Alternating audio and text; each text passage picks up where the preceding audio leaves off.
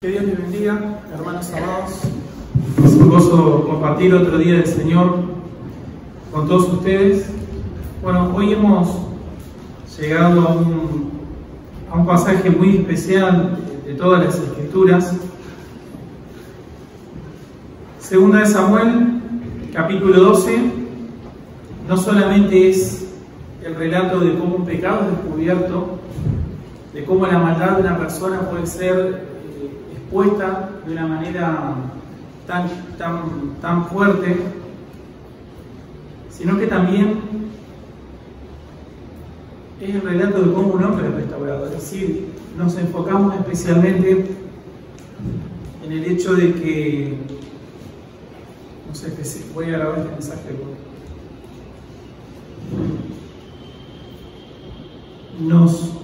Nuestros ojos generalmente están puestos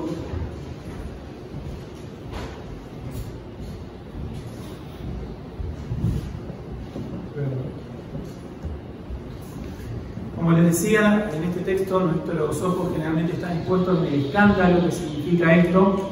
Es un escándalo realmente lo que pasó, pero realmente creo que la historia que transcurrió posterior a este hecho, es decir, el punto desde el cual nosotros lo miramos, nos muestra todo lo que ocurrió después de esto. Es decir, no solo vemos el hecho en sí, sino que también tenemos la bendición de ver las consecuencias en el tiempo. Entonces esto nos tiene que dar una mirada más amplia.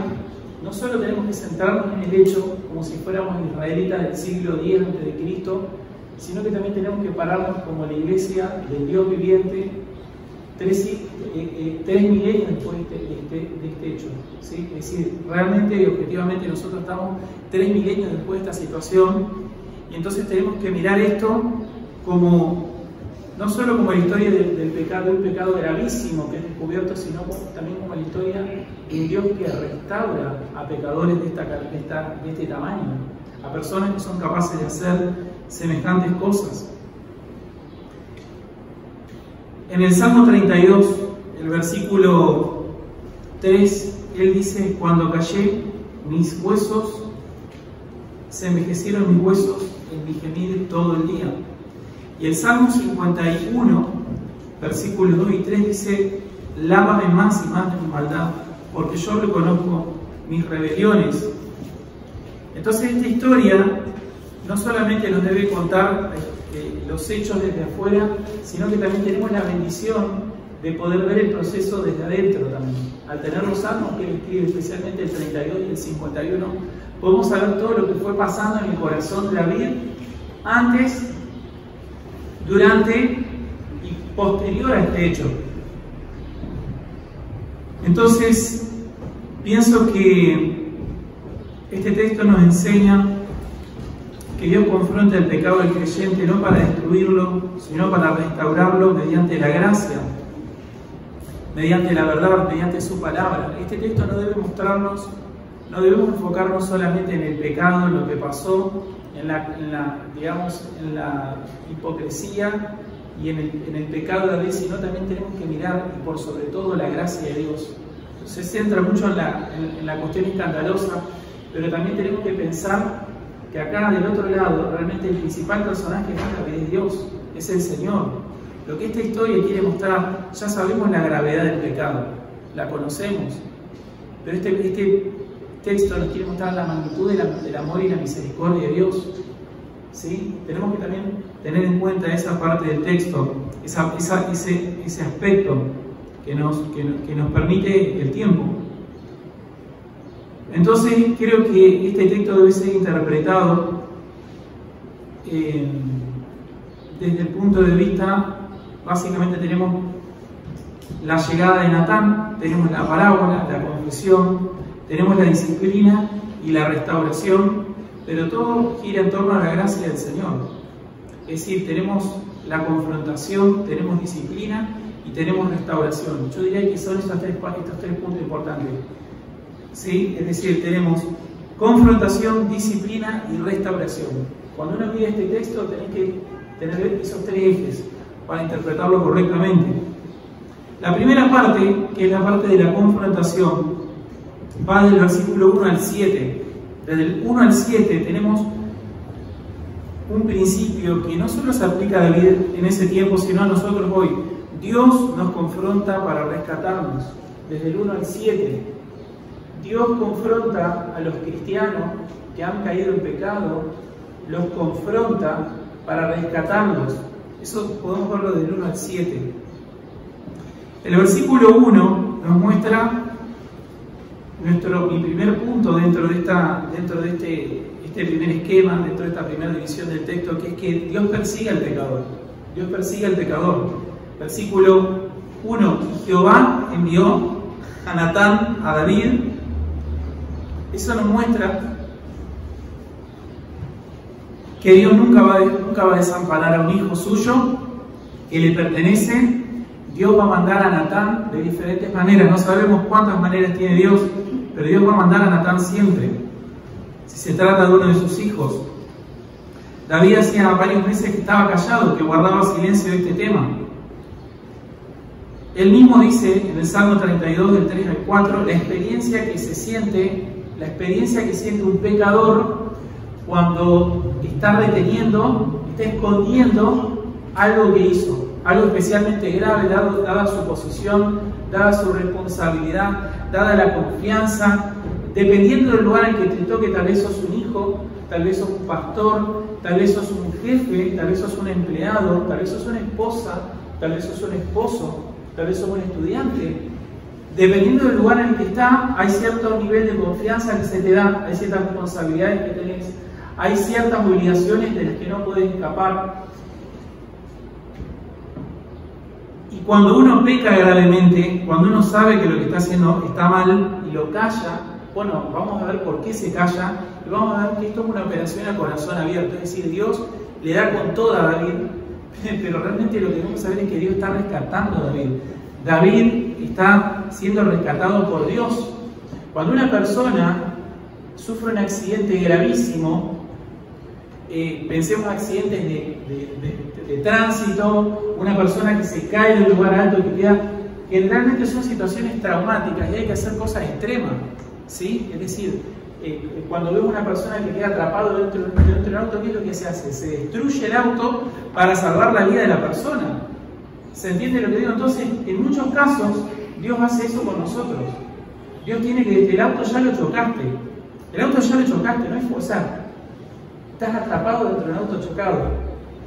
No sé por qué hiciste eso, pero vos ya chocaste y ese auto está a punto de explotar con vos adentro. Y Dios tiene que hacer algo dramático para que salgas de ahí, ¿sí? Para sacarte de ahí. Y eso es lo que vemos aquí. Él dice: mientras callé se envejecieron mis huesos en mi gemir todo el día, porque de día y de noche se agravó sobre mí tu mano, se volvió mi verdad en sequedades de verano. Entonces, el espíritu de una persona que está conteniendo un pecado, que sabe que no lo está confesando, que sabe que no lo ha confesado, empieza a experimentar este peso de la mano de Dios que empieza como a apretar y se empieza a sentir exactamente como si uno estuviera gimiendo, como si el alma de esa persona estuviera gimiendo y se estuviera secando de a poco, ¿sí? Como un miembro en el que le empieza a dejar de fluir sangre y empieza a perder la sensibilidad y se empieza a descomponer, empieza la necrosis a avanzar sobre ese miembro. Eso pasa con el alma que no quiere confesar sus pecados, que los retiene, que los oculta. Pero veremos en esto que ¿saben por qué hace eso el pecador? Porque ya no puede salir de ahí. Viene en una inercia, cuando uno viene en una determinada inercia, no podés apretar el freno. Estás atrapado por tus propios argumentos, tus propias mentiras, tu propia fama. La imagen que vos tenés de vos mismo que proyectaste se vuelve tu cárcel y te impide salir de ahí. Y el pecador está totalmente atrapado, ¿sí? El que es creyente, la persona que tiene el Espíritu Santo, empieza a sentir como esa angustia empieza como si fuera una especie de herida que empieza a supurar y a supurar de a poquito y no se sana y no se sana. Dios estaba apretando a David, pero no era para aplastarlo, era para llevarlo al punto en el cual Dios podía sanar su alma, en el cual él podía quebrarse. Él realmente estaba atrapado. Yo aquí en este texto veo un hombre atrapado por su propia mentira, por su orgullo, por el paso del tiempo, por la vergüenza. Y todas estas cosas lo que hacen es paralizar a la persona e impedirle confesar. No puede decir la verdad, no puede exponerse. Es un milagro que un hombre confiese sus pecados, es un verdadero milagro del Señor. Y de hecho yo después de esto quisiera que en el estudio podamos ver cómo tratar este tipo de casos desde el punto de vista bíblico. Más adelante él va a decir, mi pecado te declaré y no encubrí. Él dice esto en el versículo 5, más adelante en Salmo 32, 5. Mi pecado te declaré y no encubrí mi iniquidad. ¿Cómo sé que David está atrapado? Bueno, porque en el Salmo 32, 5 dice, mi pecado te declaré y no encubrí mi iniquidad. Dije, confesaré mis transgresiones a Jehová y tú perdonaste la maldad de mi pecado. Pero es raro que él diga esto porque él sí cubrió su pecado. ¿Por qué dice en el Salmo 32, 5, que es un salmo que él escribe después de esto? Él dice, mi pecado te declaré y no encubrí mi iniquidad. Dije, confesaré mis transgresiones a Jehová y tú perdonaste la maldad de mi pecado. Él no confesó su pecado, a él lo confrontaron. Claro, lo que pasa es que él está contando su experiencia interior. Él no está contando lo que hizo públicamente. Él oraba al Señor, evidentemente, y estaba angustiado. Cuando la mano del Señor lo apretaba, él confesaba el pecado. Se decía al Señor, hice esto, pero no puedo confesarlo, no puedo salir de acá. No puedo salir de acá, yo no puedo contar esto. Te pido que me ayudes y lo voy a confesar. Mi pecado confesaré, pero después lo que él se tocaba es que él no lo confesaba.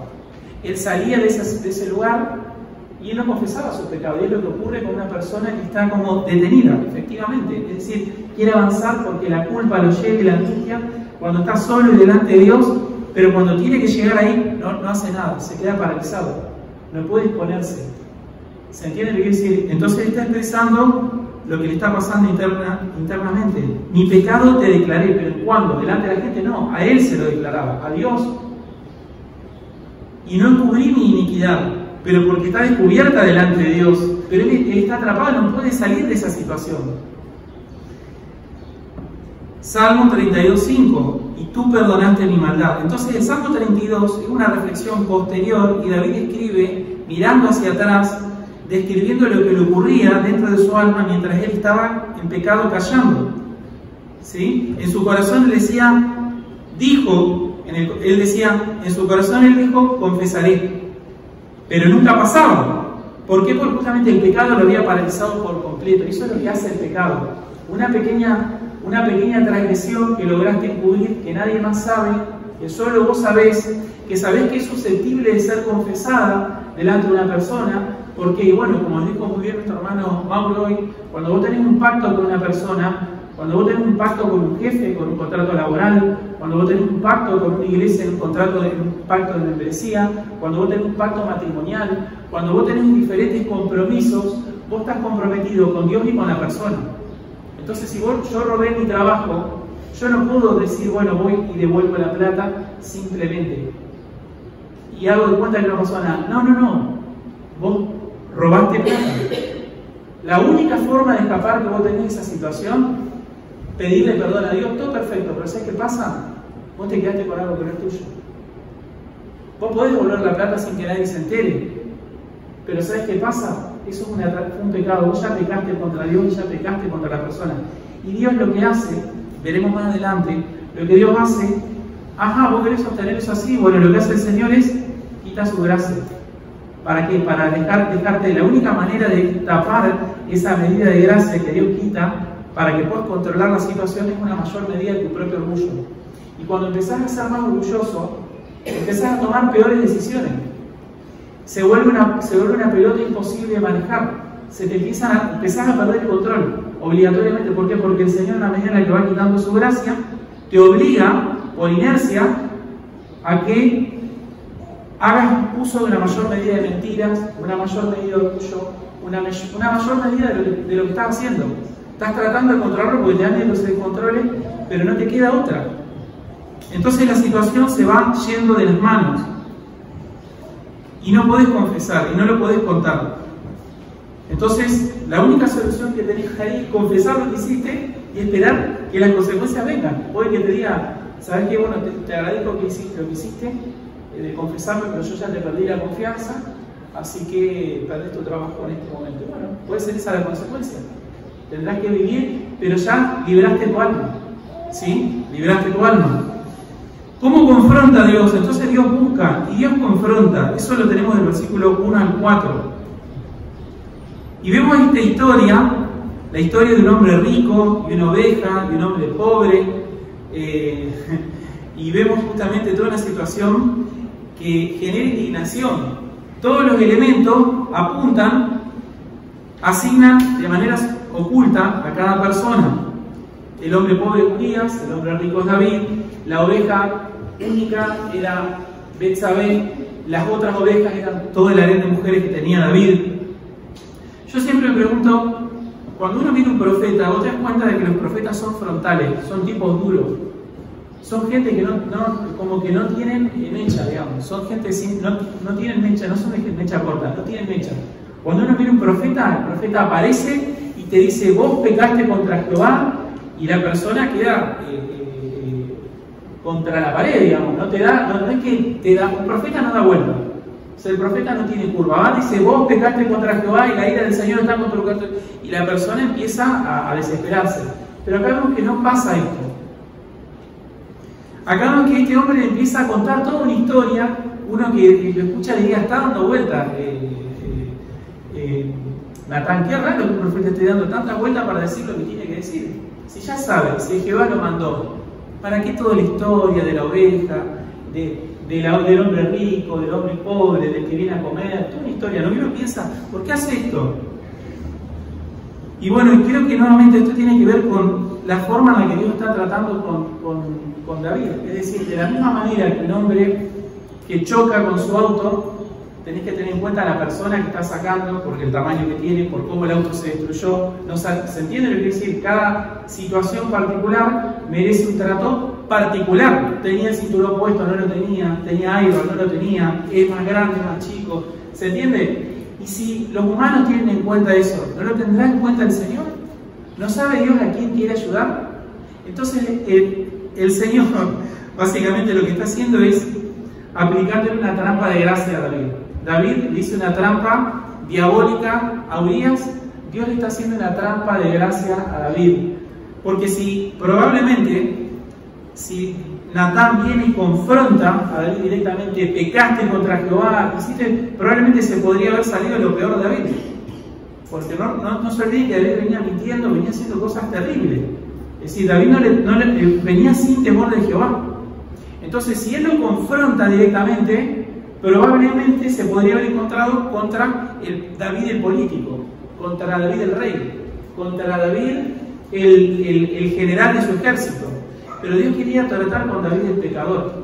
Entonces, para tratar con David el pecador, había que entrar por otro lado. Entonces, esta historia, David podría haber tratado de justificarse, de racionalizar la situación, de ponerse duro, pero esta historia lo que hace es atravesar el orgullo y evita la resistencia del impacto inicial y permite que David juzgue su propio pecado sin saberlo. Es decir, hasta que un hombre no se condena a sí mismo, no es capaz, se entiende que cuando vos le predicás el evangelio a una persona, vos tenés que llevar a la persona al punto de que esa persona se condena a sí mismo. Hasta que un hombre no es capaz de condenarse a sí mismo, entonces no es capaz de recibir perdón, ni de pedir perdón, ni de recibirlo. Tenés que llevar al hombre al punto de que sea capaz de condenarse a sí mismo. Entonces, lo que está haciendo esta historia aberrante, ¿no?, que despierta todo el odio de David, despierta ese sentido de justicia que todavía estaba, pero estaba dormido en David, y es como dije, una trampa de gracia. Desde el versículo 5 al 7 tenemos que Dios expone lo que el corazón estaba negando. Sería mi tercer punto en esta primera división. En el 5 vemos la indignación moral de David. Entonces se encendió el furor de David en gran manera contra aquel hombre, y dijo a Natán: vive Jehová, que el tal es digno de muerte. ¿Es digno de muerte una persona que roba una oveja en Israel? No es digno de muerte una persona que roba una oveja en Israel, ¿no? Pero dice, es digno de muerte, dice, porque él está expresando una indignación moral. ¿sí? Lo está comparando como si fuera una especie de blasfemia. La blasfemia sí es una cosa libre de Jehová, dice, ¿no? Lo está llevando al punto de que es una blasfemia. La blasfemia sí era castigada con la muerte. Es digno de muerte. En el versículo 5 parece contradictorio, porque dice es digno de muerte, pero en el 6, miren el 6, dice: debe pagar la cordera con 4 tantos, porque hizo tal cosa y no tuvo misericordia. Está citando Éxodo 22:1. David era un hombre conocedor de la palabra de Dios. Este es un punto muy importante, amado hermano. Para que alguien pueda ser ayudado por Dios, esa persona no puede ser un ignorante supino de la palabra de Dios. ¿Se entiende lo que quiere decir? Es decir, Dios no obra en el vacío de la ignorancia. Tiene que ser una persona que tenga algo de vida espiritual para despertar, porque si está muerto no hay nada que despertar. ¿Se entiende? Entonces David, cuando escucha la historia, se indigna, dice digno de muerte. Pero bueno, tiene que pagar la cordera que se exige en Éxodo 22:1. En Éxodo 22:1 exactamente tenía que, dice, cuando alguno hurtare buey u oveja y la degollare o vendiere, por aquel buey pagará 5 bueyes y por aquella oveja 4 ovejas. Tenía que pagar 4 ovejas. Entonces considera esto una atrocidad, una blasfemia, y emite una expresión moral, de indignación moral, pero, es decir, es una expresión ética, pero no es una sentencia judicial o legal.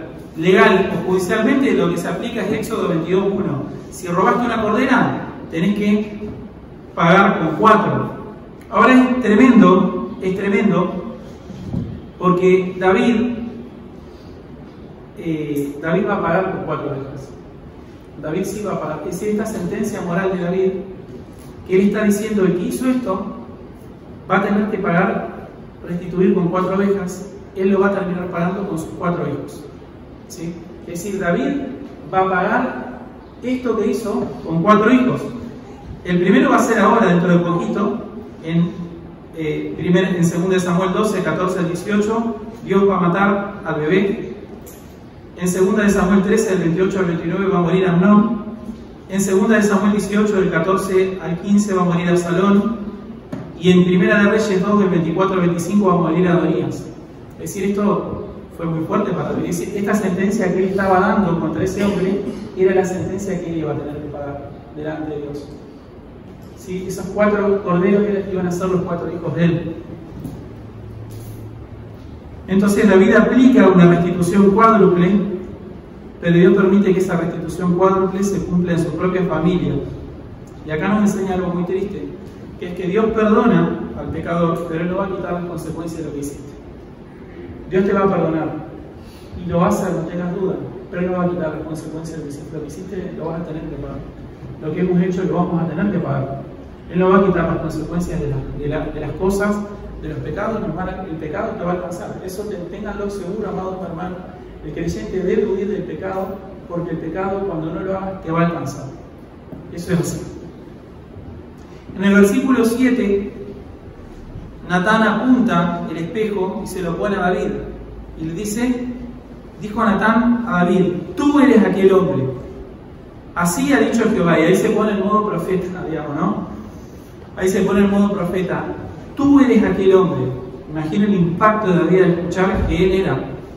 Y ahí todo el muro de hipocresía de David se colapsa, se derrumba por completo. Y empieza a escuchar todo lo que había hecho.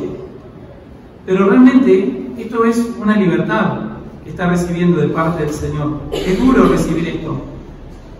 Pero él está siendo liberado de una trampa de la que él jamás iba a poder salir.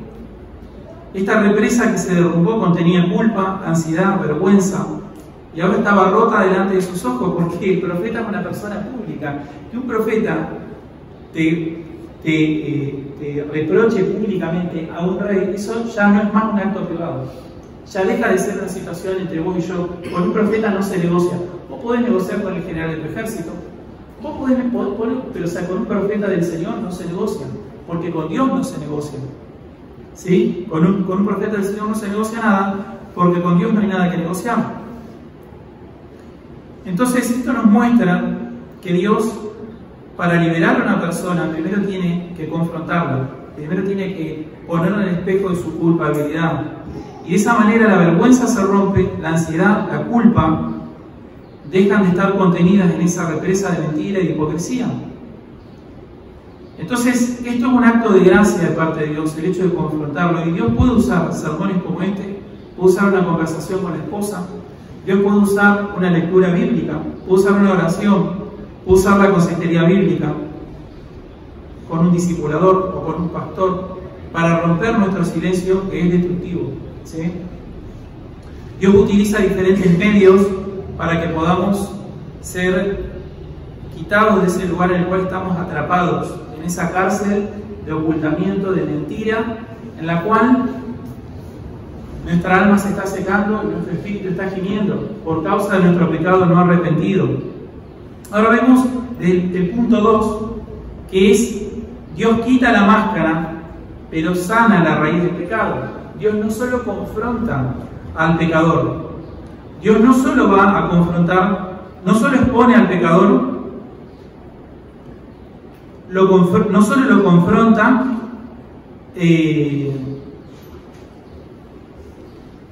sino que lo expone al pecador a su palabra, pero es con el objetivo de, como dije, de restaurarlo. Dios quita la máscara y sana justamente la raíz del pecado. Desde el versículo 7 y 8 tenemos que de dónde salió este pecado. El pecado surgió de la ingratitud.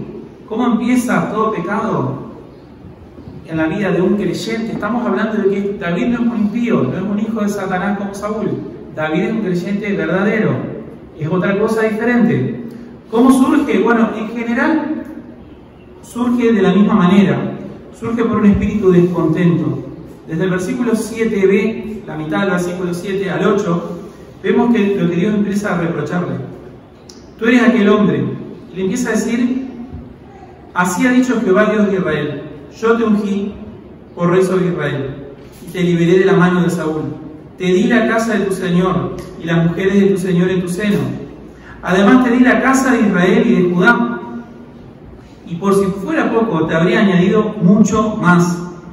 Entonces, Dios le está hablando como el Dios del pacto de Israel. Dios le está hablando como el Dios del pacto de Israel, es decir, lo que hace que una persona pueda llegar a cometer, un creyente, pecados graves, es un espíritu descontento con lo que tiene hoy.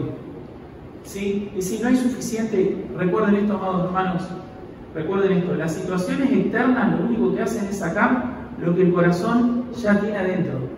Esta situación externa de confrontación entre David y Natán, lo que hizo fue sacar de adentro lo que en el corazón de David había. ¿Y qué había en el corazón de David? Había arrepentimiento. Por eso cuando la situación externa lo busca y le dice: pecaste contra Jehová, dice: pequé contra Jehová. Y no pone ninguna excusa, no dice nada. Pequé contra Jehová, grita. Entonces la situación externa sacó lo que este hombre estaba destruido por su pecado. La mano de Jehová había sido tan pesada sobre él que él estaba orando, pero él no podía escapar, no podía salir de esta situación. Entonces Dios manda a su profeta, ¿para qué? Para llamarlo al arrepentimiento y para decirle: ¿sabes qué? Tu pecado está descubierto. Y cuando le dice: tu pecado está descubierto, él ya no tiene ningún motivo para seguir cubriéndolo. Entonces, pequé contra Jehová, dice. ¿Sí? Ahora, debemos recordar esto: las situaciones externas lo único que hacen es sacar lo que ya había dentro del corazón. Nadie me hace enojar a mí. Bueno, yo, ¿sabes qué? Mi esposa siempre me hace enojar. No, yo estoy así, y lo que hace el llamado de atención de mi esposa o de un hermano, de que sea, es sacar afuera lo que hay dentro de tu corazón. ¿Sí?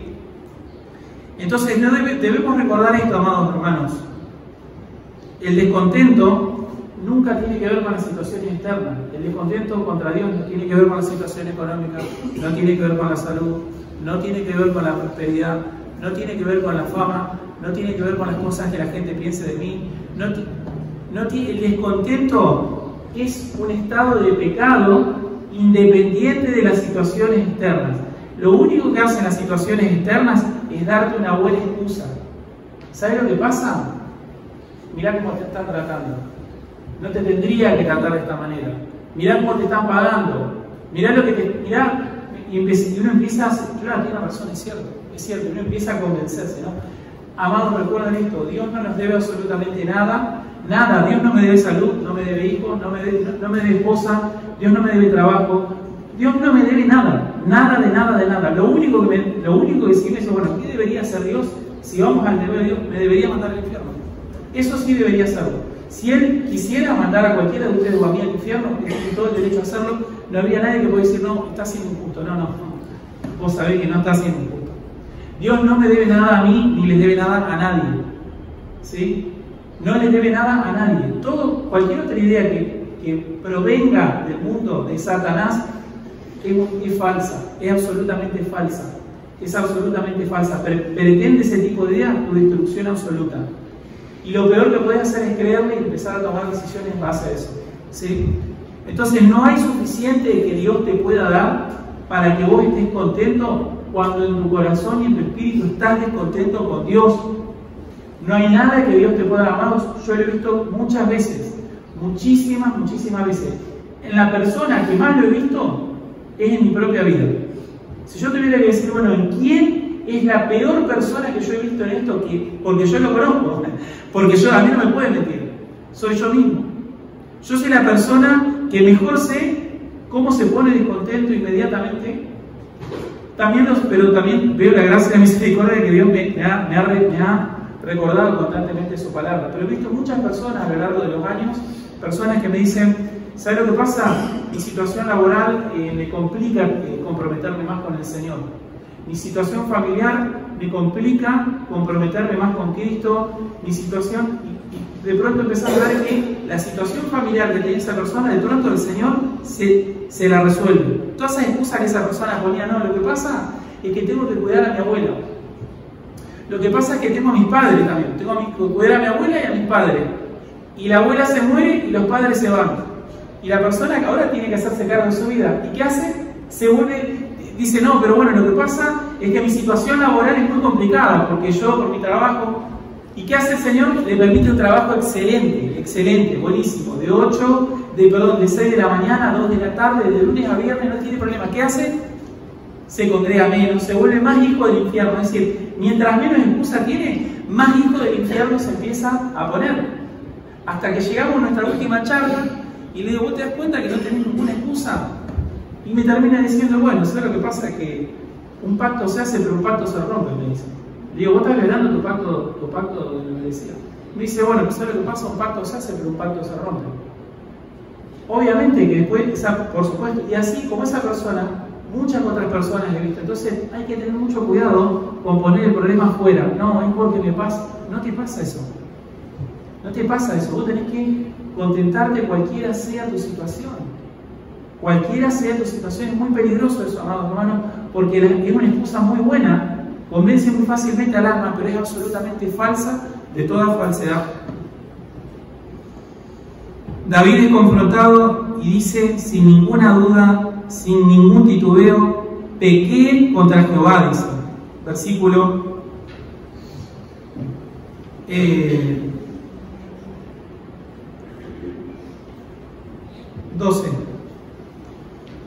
13. Entonces dijo David a Natán, pequé contra Jehová. No dice mucho, es muy poco lo que uno puede decir, pero porque justamente es el estado emocional. No tiene otras palabras, no encuentra mejor forma de escribir lo que pasa. No da explicaciones, no excusa de nada. Lo único que dice es, pequé contra Jehová. Pequé contra Jehová. Entonces, la raíz de este pecado fue el descontento. Punto número 1. Punto número 2, antes de llegar me adelanté un poco, antes de llegar al 12. Lo primero que hizo fue estar descontento con lo que Dios le había dado. Número 2, y recuerden, Dios nunca te va a dar suficiente, para que estés contento si no aprendiste a contentarte cualquiera sea tu situación. Recuerden eso. Número 1. Número 2, entonces estaba descontento. Número 2, y él va a decir ahí, contra ti, solo contra ti he pecado, Salmo 51. Entonces el pecado de él no fue contra Urías, no fue contra Betsabé, es contra el amor, contra la gracia y contra la provisión de Dios. Y así son nuestros pecados también. En el versículo 9 tenemos el segundo pecado, la raíz de todo pecado. No solo estaba descontento, En realidad, uno, ¿por qué está descontento? Bueno, hay algo que suele pasar previo a esto, que es previo al descontento, es el caldo cultivo del descontento. En el versículo 9 está: ¿por qué pues tuviste en poco la palabra de Jehová, haciendo lo malo delante de tus ojos? Es decir, uno está descontento con Dios, ¿por qué? Porque no tiene en cuenta la palabra de Dios. Es tener en poco la palabra de Dios. ¿No te parece que lo que Dios esté diciendo sea tan así? ¿No te parece que lo que Dios dice sea tan en serio?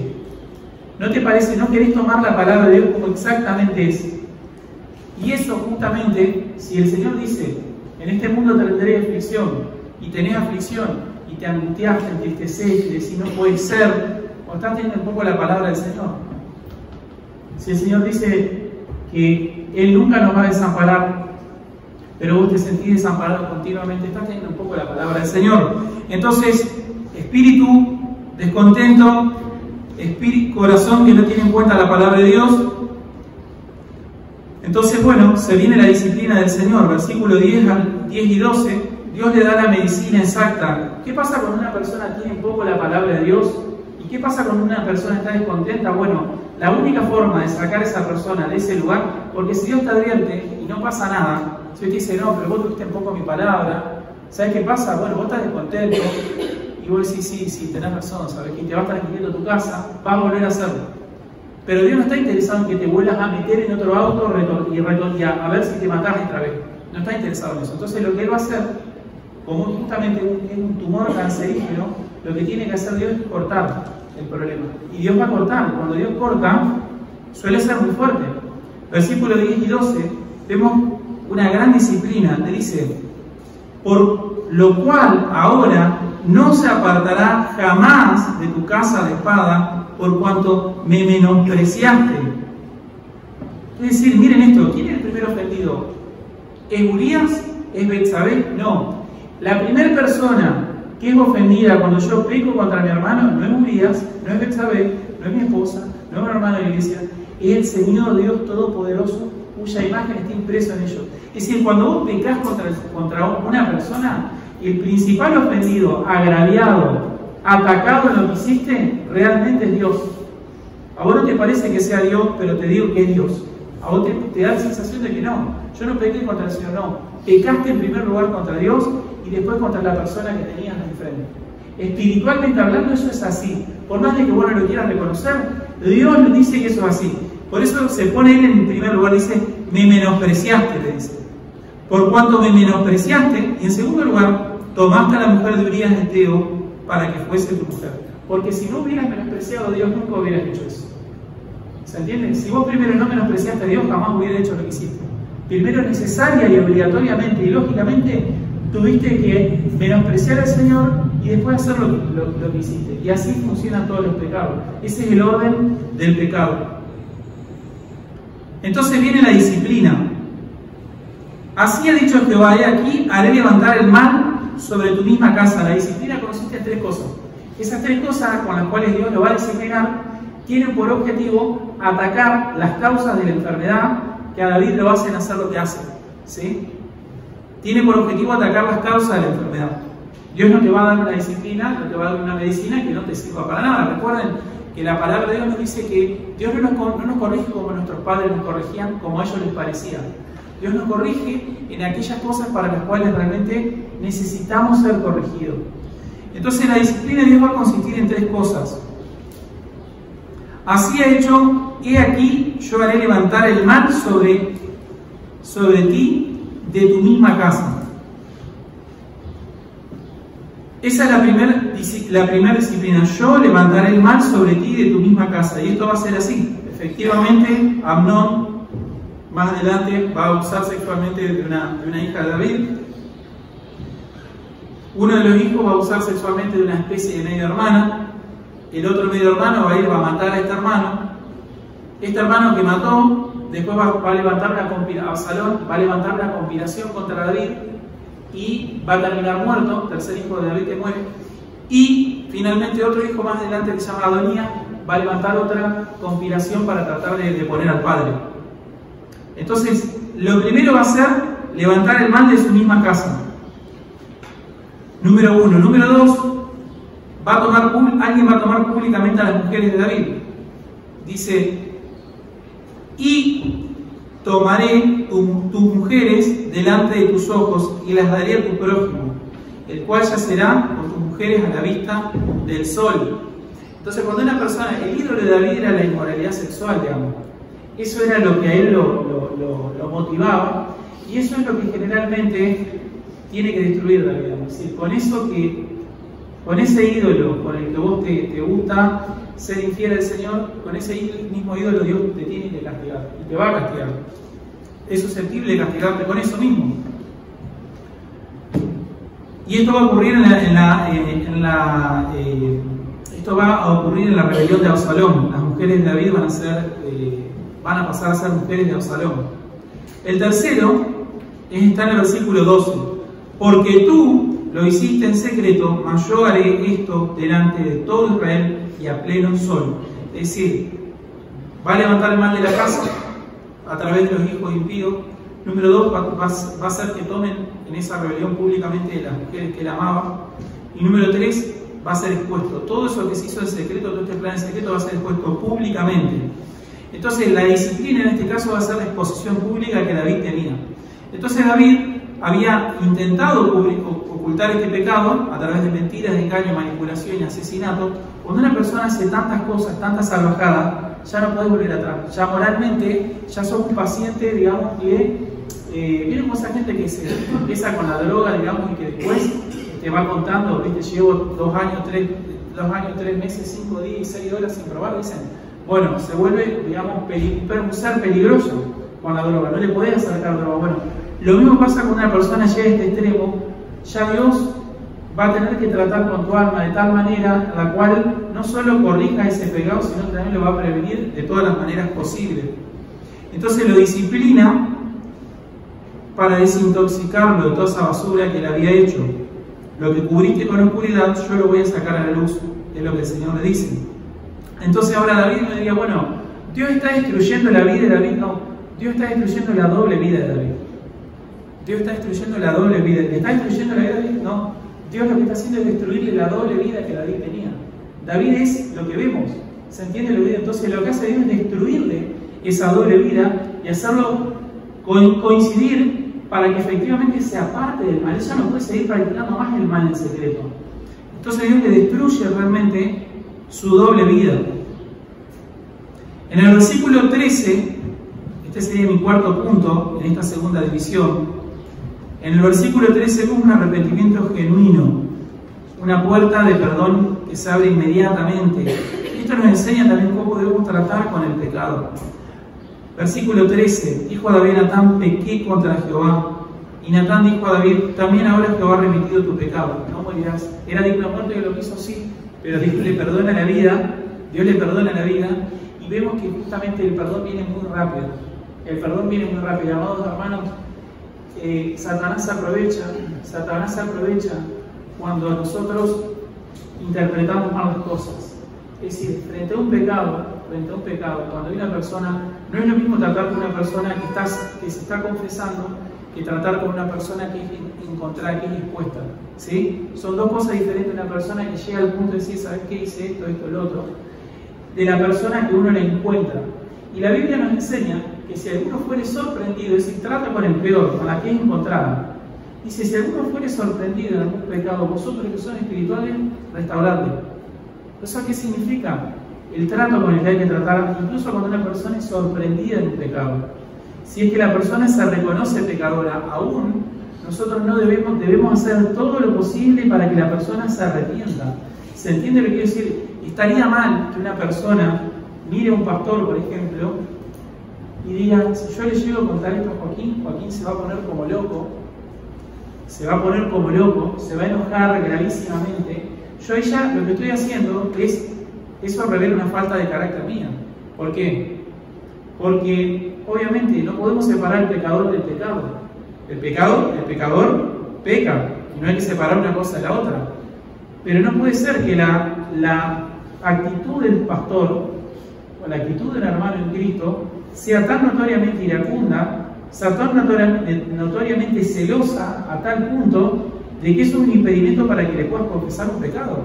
Al contrario, tiene que ser algo bastante fácil, en lo cual yo de ninguna manera te voy a quitar ninguna de las consecuencias que te va a caber. Te va a caber cada una de las consecuencias que Dios disponga. Yo no voy a, de ninguna manera voy a quitar ninguna, ni aliviar ninguna consecuencia, porque necesitas todo el peso de las consecuencias para que Dios trate con tu alma de la manera en la que necesita tratar. ¿Se entiende lo que digo? Yo no voy a tocar ninguna de esas consecuencias, todas te van a caber. Pero como pastor, yo no puedo ser no puedo ser visto como alguien tan inaccesible, a la cual una persona es incapaz de confesarse. ¿Por qué? Porque se va a poner como loco, porque se va a enojar, porque se lo va a tomar personal. ¿Se entiende lo que estoy diciendo? Estoy añadiendo una barrera más para que vos mismo te estrangules solo. Y Dios no hace eso con un pecador que está arrepentido. David va a decir: lávame más y más de mi maldad, límpiame de mi pecado, porque yo reconozco mis rebeliones y mi pecado está siempre delante de mí. Desde el versículo 15 al 25, no lo voy a desarrollar hoy porque se nos va a ir muy lejos. Esto lo voy a tener que desarrollar el domingo que viene. Pero lo que podemos ver es que Dios confronta, Dios disciplina, pero también Dios restaura el pecado. Ese es mi tercer punto de hoy. Eso va del versículo 15 al 25, lo vamos a ver bien en detalle. Pero Dios nunca deja un pecador destruido.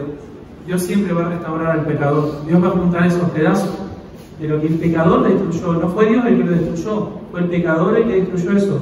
Y Dios va a juntar esos pedazos y va a hacer una cosa nueva, muchísimo mejor que lo que existía antes. Esa casa que estaba sobre la arena y que se derrumbó, ahora no es para que la persona se muera sin hogar, es para que esa persona se mude del lugar, para que esa persona salga de ahí y pueda reconstruir su casa otra vez sobre la arena. Sí, por eso Dios dice: tu pecado ha sido remitido y no morirás. Y eso les digo hoy a todos ustedes: si ustedes se arrepienten de sus pecados, si confiesan sus pecados, Él es fiel y justo para perdonarle. Ninguno de ustedes tiene que morir por causa de sus pecados. Ninguno de ustedes tiene que terminar en el infierno bajo la ira de Dios por causa de sus pecados. ¿Sí? Esta historia nos muestra que hay un Dios que aborrece el pecado, pero es un Dios que ama a los pecadores. Este es un Dios que aborrece el pecado, pero es un Dios que ama a los pecadores, ama salvar pecadores, no quiere que los pecadores terminen en el infierno. Dios va a mandar siempre a un Natán, a través de una palabra, de un mensaje, de un sermón, de un hermano, de un texto, de lo que sea. Dios tiene muchos Natanes dando vuelta. ¿Para qué? Para confrontarte, para decirte: arrepentir de tus pecados. El Señor ya sabe lo que hiciste, pero podés venir a Él. No vas a poder escapar de las consecuencias van a venir, pero podés sufrirlas dignamente delante del Señor, y aún en medio de esa angustia y ese dolor, Cristo va a caminar con vos de la mano. Aún en medio de todas las consecuencias, yo les digo una cosa: Cristo nunca soltó la mano de David, y Cristo nunca suelta la mano de un creyente. ¿Sí? Yo prefiero la disciplina con Cristo de la mano que no sufrirla, terminar en el infierno con todos mis pecados por causa de haber desaprovechado la misericordia de Dios. Yo prefiero toda disciplina que Dios tenga para mí, la quiero sin lugar a dudas, pero solo una cosa no quiero: que Él me suelte de la mano. Yo puedo soportar cualquier cosa si Cristo me está tomando de su mano. Cristo tomó de la mano a David, y Cristo toma y extiende la mano hoy para cada uno de ustedes, para que no tengan que seguir gimiendo de día y de noche, para que el peso de la mano del Señor, que no se va a quitar nunca, deje de pesar sobre tu alma y sobre tu espíritu. El Evangelio según David es el siguiente: Dios confronta el pecado, Dios espera tu confesión, Dios responde con perdón, y Dios restaura lo que parecía irrecuperable. Finalmente vemos en el versículo 25: y envió, versículo 24 y 25 dice: y consoló David a Betsabé su mujer, y llegándose ella durmió con ella, y ella le dio a luz un hijo, y llamó su nombre Salomón, al cual amó Jehová, y envió un mensajero por medio de Natán profeta, se llamó su nombre Jedidías, a causa de Jehová. Entonces, amados hermanos, Dios confronta el pecado, Dios espera nuestra confesión, Dios responde con perdón, y Dios restaura lo que parecía irrecuperable. Bienaventurado aquel cuya transgresión ha sido perdonada y cubierto su pecado. David dijo en el Salmo 51:8: hazme oír gozo y alegría, y se recrearán los huesos que has abatido. Dios se tiene que rompernos los huesos Dios tiene que a veces abatirnos y rompernos los huesos para que podamos ser libres de esa doble vida, ¿sí? Y Dios, cuando Dios destruye la vida de una persona, uno dice, ¿destruyó la vida? No. Dios lo que destruyó fue la doble vida de esa persona, lo hizo libre, ¿sí? Vino el Hijo para hacerlo libre. El que encubre su pecado no prosperará, mas el que lo confiese y se aparta alcanzará misericordia. Dice, bienaventurado el hombre que siempre teme a Dios, mas el que endurece su corazón caerá en el mal. Por último, me estaba adelantando otra vez, quiero contar una ilustración. Dice que había un niño que estaba aprendiendo a cazar con una gomera, y sale a cazar, el abuelo le enseña, estaba pasando la casa con los abuelos, el abuelo le enseña y se va al campo a cazar. Y no caza nada, no caza ningún solo pájaro. Cuando vuelve a la casa, vas a acordar de mí cuando yo era chico, que me quedaba en el campo de mis abuelos. Encuentra el pato de la abuela. Encuentra el pato de la abuela, que es un pato de esos patos blancos grandotes. Y que él tiene una gomera en la mano, y hay un pato grande, le había agarrado los pajaritos chiquitos y le tiró al pato. Pero la idea no era matarlo, pero termina pegándole en la cabeza y mata al pato. Y resulta que lo que hace es ir a esconder el pato. Va, lo esconde, lo entierra y espera que no pase nada. Y por esa vuelta y ve que la hermanita lo estaba mirando. Y ve que la hermanita había visto toda la situación. Y le dice, te pido que no le digas nada a la abuela, porque se va a enojar conmigo. Entonces resulta que la abuela, desde adentro de la casa, la llama a la hermanita y le dice, necesito que vengas a limpiar acá adentro, que vengas a cocinar también. Entonces la hermana lo mira al hermanito y le dice, ¿quién va a ir a cocinar y a limpiar? Y la hermanita dice, bueno, yo, con tal de que no le diga nada a la abuela. Y va, limpia, cocina, y termina de limpiar, y dice, bueno, ¿me ayudás a levantar la mesa? Le pide la abuela a la niña otra vez. Y la niña lo mira al hermano y dice, no, yo quédate tranquila, abuela, voy yo. Y así lo tuvo una semana. Lo tuvo una semana así, que no le soltaba el lazo. Hasta que en un momento el niño no aguantó más la situación y va y le dice, abuela, maté el pato. Estaba jugando con la gomera y estaba frustrado porque no había cazado nada y le apunté al pato y no pensé que iba a pegar en la cabeza. Y la abuela lo mira y le dice, nietito, yo ya te estaba mirando de la ventana cuando hiciste eso. Lo que estaba esperando era cuánto tiempo aguantabas que tu hermana se siga abusando de vos. ¿Sí? Es decir, la abuela ya había visto. Entonces esto es exactamente lo que ocurre con el pecado, hermanos. Es exactamente lo que ocurre con el pecado. Lo que debemos hacer siempre es confesarlo delante del Señor, dejar de esforzarnos por tratar de evitar que nos siga acusando, porque el pecado nunca va a dejar de acusarte. ¿Se entiende? Nunca te va a soltar el lazo del pecado. ¿Sí? Lo que debemos hacer es confesarlo y recordar que Él es fiel y justo para perdonar. Terminamos con una oración. Padre nuestro que estás en los cielos, te damos gracias, Dios, por tu palabra, que ciertamente nos exhorta, nos anima, nos alienta, oh Dios.